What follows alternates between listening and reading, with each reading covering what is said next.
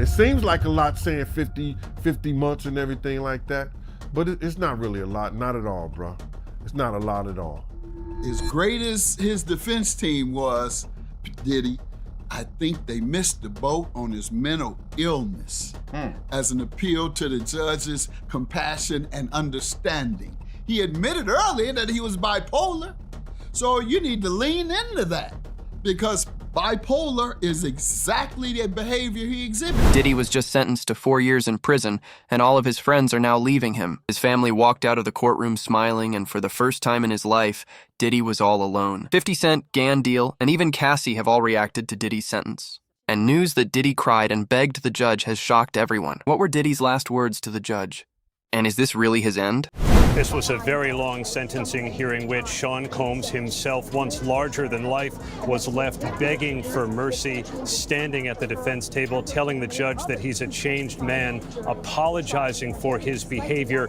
But that request for a lenient sentence of time served was rejected by the judge, Arun Subramanian, who said it was insufficient to send the kind of message that he wanted to send, that violence against women must be met with real accountability. And so he sentenced Sean Combs to 4 years in prison. That's not as much as federal prosecutors here wanted. They wanted 11 years in prison, reminding the judge that Sean Combs has a penchant for violence and abuse. This sentence came almost 2 years after the raid at Diddy's mansions and the release of his golf tapes, which revealed just how disgusting Hollywood really is. Just a few months ago, Diddy was convicted on charges of transportation across state lines for the purpose of prostitution. He was now facing almost 20 years in prison with the defense trying to get him out on parole, while prosecutors wanted 11 years. Sean Diddy Combs will be sentenced to 50 months in prison. That is 50 months in prison. Far less than the 11 years requested, far more than the 14 months. He will not walk out of the door behind me in the courtroom today. He will not be a free man for 50 months. The judge says, which is a little shy of 4.25 years, this is a serious sentence that reflects the gravity of your crimes and conducts. He also says this is a hard time away from your family, but also notes that Combs will have a life after prison. Even the video of Diddy assaulting women wasn't enough to make some people stop defending him. Now with Diddy behind bars, Cassie, his ex-girlfriend, can finally feel at peace. For Diddy's sentencing, Cassie wrote a letter to the judge saying that she feared for her life and what Diddy would do to her if he got out. Keep in mind that almost all of the witnesses in this case were receiving calls directly from Diddy asking them to stay silent. Cassie Ventura is moving forward. After Sean Diddy Combs was sentenced to 50 months in prison for 2 counts of transportation to engage in prostitution on October 3rd, his ex reacts to U.S. District Judge Arun Subramanian's decision in a statement from her lawyers.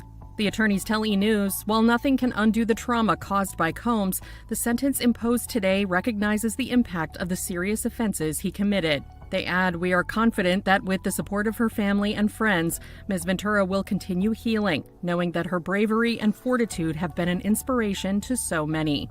Ventura was in a relationship with Combs on and off from 2007 to 2018.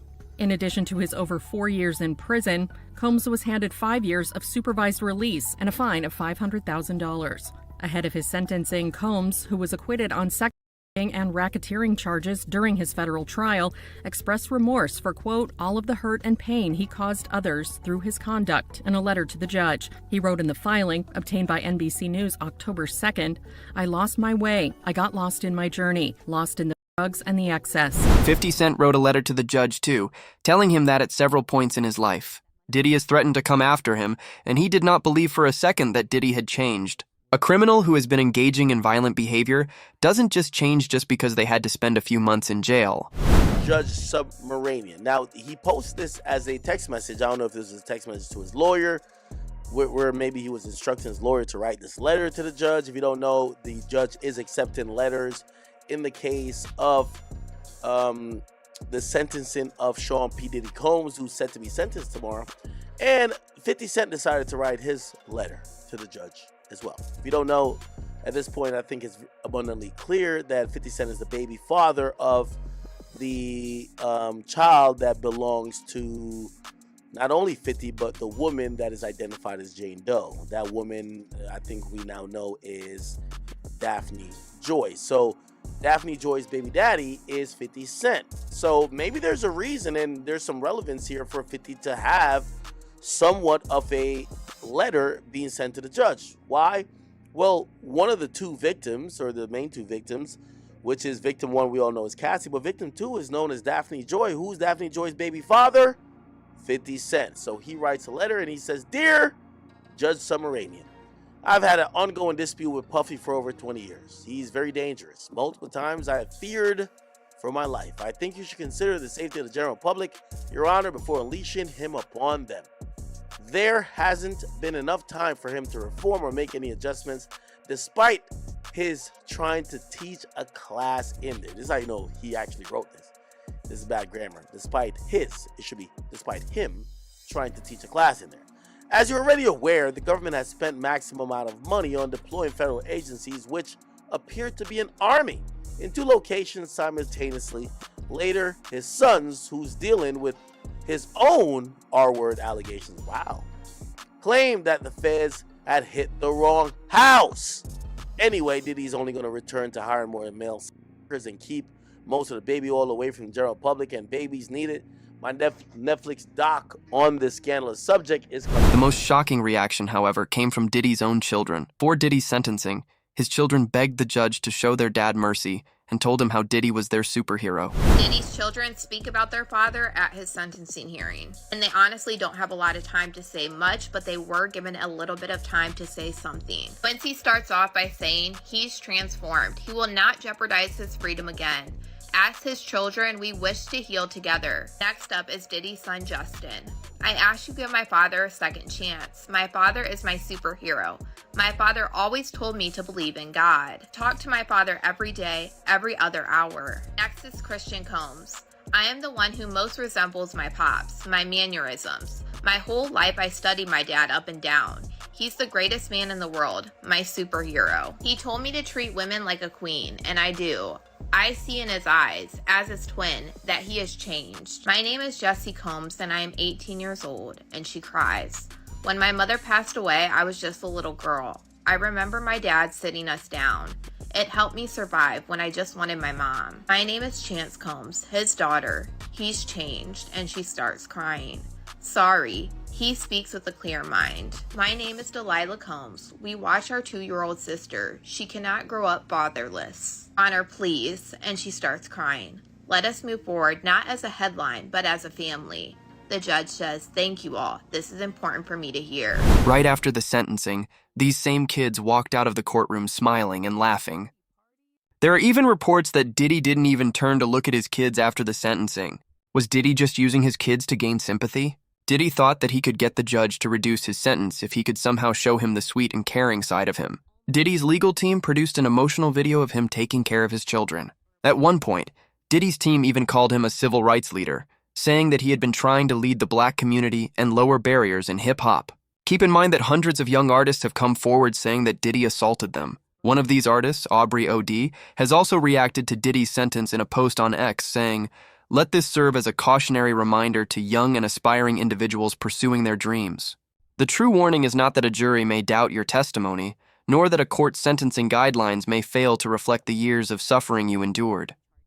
The real warning is this: the moment someone in a position of power oversteps your boundaries or demands more than is legitimately required of you, walk away and do not look back. No dream, however bright, can outweigh the pain and exploitation that may follow if you remain.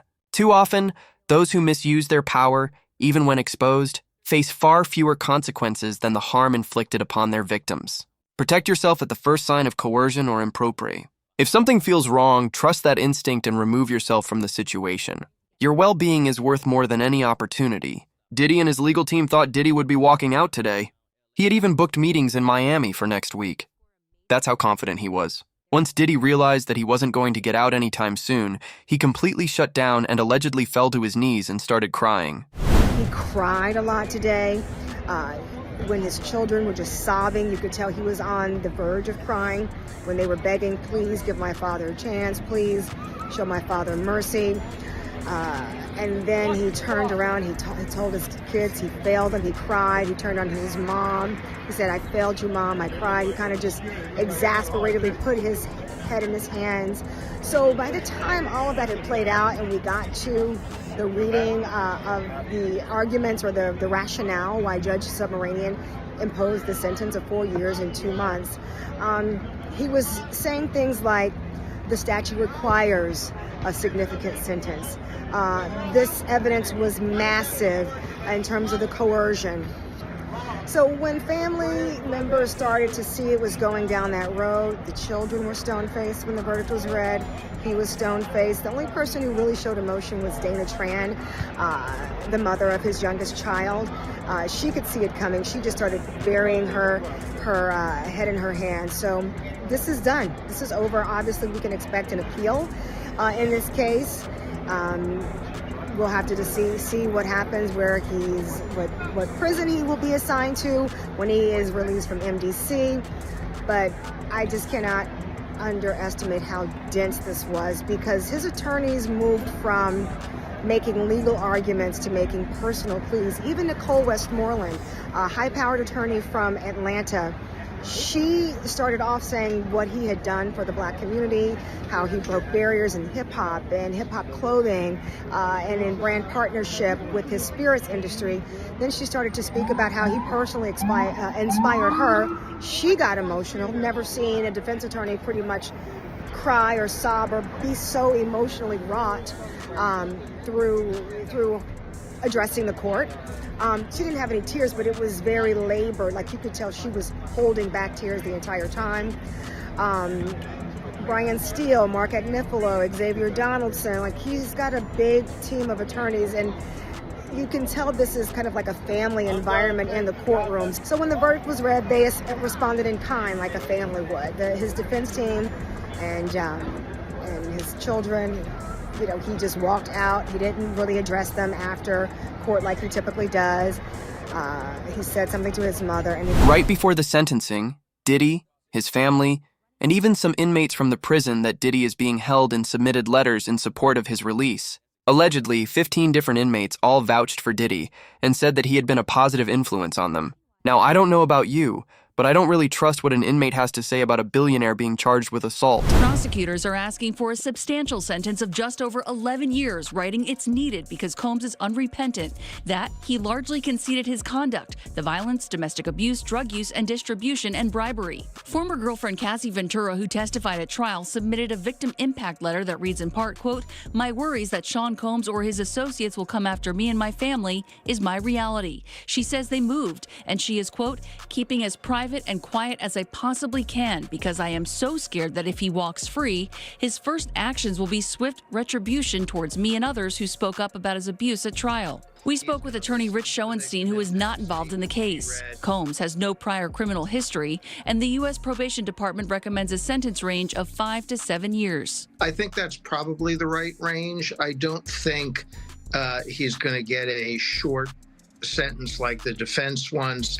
and I also don't think he's going to get the maximum. So I think that middle ground is where most people expect us to go, but we will see. It's up to the judge. Diddy's lawyers have announced that they're planning to appeal this decision and get this case thrown out altogether. But let's not forget the mountain of evidence against Diddy. Diddy's sentence is well within the federal guidelines. And according to most other lawyers, it's surprising that Diddy didn't receive a longer sentence. In New York City, we are hearing Diddy's attorneys speaking to the media after he was sentenced earlier today. This is live. Yeah, we are planning to appeal. Man, I'm gonna hear them, bro. We are planning to appeal. We think we have strong bases to appeal. The strongest basis is that the jury reached a verdict on coercion. It found there was not coercion, and I think the judge said coercion today as a basis for a sentence at least a dozen times. We think that that is unconstitutional. We think that a jury verdict should mean more than our jury's verdict seems to mean, and so we are planning to appeal. Absolutely. Filed a cross appeal. What would happen in that regard if they filed a cross appeal and then could Sean Diddy Combs get a higher sentence? He would not get a higher sentence, and they're not gonna cross appeal. We're gonna appeal. We think we're right, and they'll respond to the appeal, and it'll be decided by the Second Circuit as soon as. Tell us about the conversation you had with your client after the sentencing. Consensual. The judge clearly thought the sexual encounter encounters weren't consensual? Because he's What did you biased. make of his remarks? He's biased. If anyone, I'm happy to go. So we think that's just absolutely inconsistent with the jury's verdict. I mean, the jury's verdict was resoundingly clear. There was no sex trafficking. There was no racketeering. Everything was consensual. Everything was adult, which is why he was convicted only of the prostitution offense. What we feel happened today was that the judge acted as a 13th juror, one that we did not choose, and that he second-guessed the jury's verdict. Well, at least the judge was open-minded. Judge Mathisi gave his thoughts on the situation too, and said that he was shocked that Diddy got out so easily. Even the judge said that Diddy should treat this as a second chance. During the sentencing, the judge said, "You abused the power and control you had over the lives of women you professed to love dearly." Why did it go on so long? Because you had the power and resources to keep it going. You said the judge is going to look at everything else that came out in that courtroom, and the sentencing will be related to that. So you were right. Were you surprised at the 50 months? Well, I was surprised it wasn't more, quite frankly. Based on the prosecutors wanted 11 years. The judge, as we know, said he would be considering things outside of the conviction. And so and wouldn't give him $1 million bond, or I think later he offered $50 million, and you wouldn't give him a bond. So no, I thought he was gonna bring the hammer down a little harder. But 4 years, 5 years is 5 years, 4 years and 2 months rather. Right, because there's 14 months time served. So you're looking at about maybe 3 years? Yes. 3 years. Now, what they're saying, now, I don't know if this is true or not. What's that? The 1 year off, or 1.4, I'm sorry, year and 4 months, as you just said. Exactly, yeah. 14 months of time served. So, but if he qualifies for the RDAP program, which is a residential drug abuse program, he could potentially get like 6 months off, maybe a little bit more off, some halfway house situations. Do you think that that'll happen and he'll get out maybe a year and a half? It's interesting that you would mention that, first of all, because that's what I think, as great as his defense team was, Diddy, I think they missed the boat on his mental illness as an appeal to the judge's compassion and understanding. He admitted earlier that he was bipolar, so you need to lean into that, because bipolar is exactly the behavior he exhibited. Uncontrollable rage, mood swings, mania, hypersexuality is even a part of bipolarism. And that requires treatment. You can't counsel that out. So that's a chemical imbalance. He needs medication. I hope he is. But he should have leaned into that with his sentencing. Yeah, I'm a good guy, et cetera, et cetera.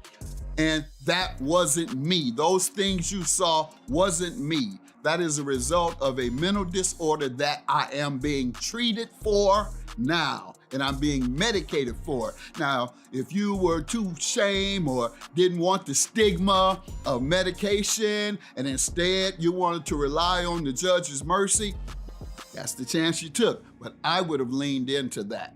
And as such, the sentence should have also included it. The judge should have required him to obtain treatment as part of his sentence, meaning you don't come home unless you abide by the treatment circumstances that I've ordered. If it's, you must have a doctor that you must see every week, or you must be medicated every week. Judge didn't do that, and that's one of the things I don't like about judges when they sentence. They just throw the book at you, no rehabilitation expected, no requirements for education. I was required to get a GED. Changed my life. One user on X wrote, after terrorizing and violating women and men for 90 years, getting 4 years is an absolute disgrace. Another person said, IDK Diddy getting just 4 years in prison ain't enough for me. Spent 20 plus years, people. He deserved way more time than that. Yesterday was the first time since the start of the case that Diddy actually spoke in court. During his speech, Diddy sobbed and apologized to everyone that he had hurt, saying that he had changed and was ready to be a better man. Despite his emotional apology, no one in the courtroom was convinced. He didn't show Cassie any mercy, So why should he deserve some now? Diddy's tears were nothing more than a calculated move to gain sympathy before sentencing. On the eve of his sentencing, Sean Diddy Combs, the fallen music mogul, writing a federal judge pleading for mercy. He writes in part, "I have to admit, my downfall was rooted in my selfishness." He apologized to two of the women who accused him of abuse, including Cassie Ventura, who he assaulted. This as prosecutors are asking for an 11-year prison sentence for Combs after he was found guilty of 2 counts of transportation to engage in prostitution. Laura Jarrett joins us now live in studio. Laura, you have the letter right there, and he makes it very clear he's asking the judge to be let go to his family right now. Tom, it's a pretty striking letter. Combs, in his own words, saying he realizes he's in a situation where no amount of money or fame can save him. He writes this: "I have been humbled and broken to my core. Jail is designed to break you. There have been some days I thought I would be better off dead." He goes on to say, Tom, that he lost everything from his businesses to time with his children. He's a single father. He also apologizes, notably, to the women who prosecutors say he abused. He says that video, that infamous video of him abusing Cassie, plays over in his head daily. "I literally lost my mind." He says he's a changed man. He says he's sober for the first time in 25 years. He will have an opportunity to address the court there tomorrow. Remember, of course, his lawyers are asking for just 14 months. Prosecutors asking for far greater, 11 years behind bars. He was acquitted of the charges, though, of course, that could have kept him behind bars for the rest of his life. If anything, Diddy should be happy that he only got 4 years. With time served, that's more like 2 years. 2 years in prison for the kind of crimes that he was doing is nothing. If Diddy really was ashamed of his actions, why would he be engaging in freak-offs even on the day of his arrest after the raids at his mansion? Diddy is lucky he only got 4 years. It's exactly what I said on my show. I said Diddy gonna end up doing 24 months in prison. The judge gave him 50 months, but you gotta realize he already had 14 months in it, practically, and he's going to get credit for 2 months of that 14 months. That give him 16 months. He's gonna do 24 months, which is gonna give him about 30 months, because he only had to do 85% in the feds, and he goes to probably a halfway house. So he got off like a fat rat in a cheese factory. But for a dude like Diddy going to jail and spending all that time, you know, I'm not saying it's gonna be rough or nothing like that, because his former president of Bad Boy, Kirk Burrows, with the federal jail. You understand? Lil' Kim with the federal jail. So, you know, because the type of dude he is, you know, he'll make it, he'll be all right. And plus they gonna send him to a camp, bruh. He'll be in somebody's camp or somebody's dormitory, whereas that it'll be real light for him. So, you know, he'll see the streets back again in 24 months. He'll be out within 2 years. It seems like a lot saying 50 months and everything like that, but it's not really a lot, not at all, bro. It's not a lot at all. You know what I'm saying? I know for executive, somebody who's been a jet setter, somebody who's been going all around the world, been in all kind of, you know, stadiums, galas, and living in mansions. You know, it's a lot of people who lived in mansions that's in federal jail. You know, you got Senator Melendez from Jersey in jail. You got a lot of them in jail doing way more time than him. You know what I'm saying? So he'll be all right, man. I think that, you know, he got off like a fat rat in a cheese factory, bro. You know what I'm saying? One of the witnesses in Diddy's trial, who Diddy paid to engage in lewd acts with Cassie, said that this sentence feels like closure. Diddy's victims deserve better than this. According to the victims, nothing can undo what happened. This sentence at least acknowledges the truth that Diddy tried so hard to silence. It's been a huge part of my life also, you know, in terms of the way it changed things and influenced stuff. And I think for me, it's almost like a form of closure. On the stand, everything was just the truth. It was just the truth. I didn't deviate from anything that happened. And the only thing that's different now is as time moves on, I didn't realize how impactful my testimony ended up being. You know, a lot of people have said that my testimony could have been very influential in him getting acquitted and stopping the sex and at least the RICO charges. So just understanding that I might have been that impactful is just kind of like a wow moment for me. I'm really hoping for time served.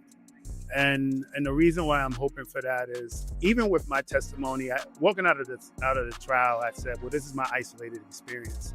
But for some odd reason, a lot of the male sex workers started reaching out to me.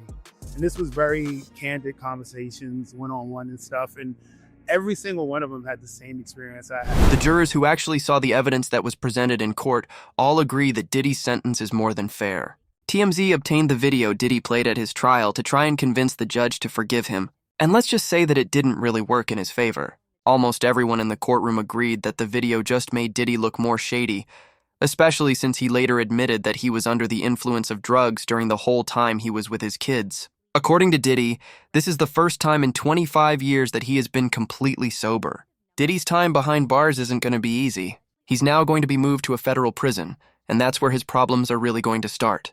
Women beaters don't last long in prison, and that's probably what Diddy is most scared of. Diddy's ego is what led to his downfall. What do you think? Does Diddy deserve a second chance? Or is this sentence just the beginning of what's to come?